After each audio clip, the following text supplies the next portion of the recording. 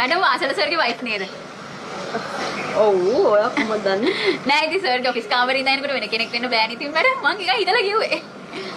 ඔයා කොහෙද? ගෙවල්ද මැඩම්? ඔව්. මං වැලිමඩ. හා. ලස්සන පැත්තන්නේ. එතකොට නතර වෙලා ඉන්නේ මෙහෙ. ඔව් මැඩම් මේ ටිකක් එහායින් වෙන තැනක ඉන්නේ.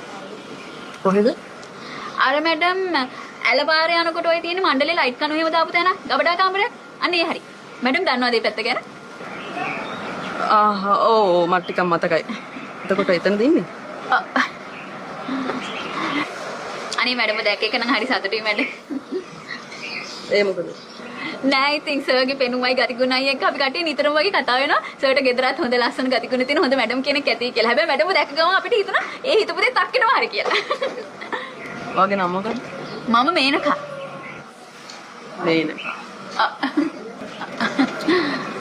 කොහොම ස්තුතියි මේනකා. හරි මැඩම්. ටේක් කෙයාර් ටටා බයි. අනේ සෝරි මැඩම් මට ඒක නිකන් පුරුද්දට වගේ කියවුණා. ඒකට කමන්නේ.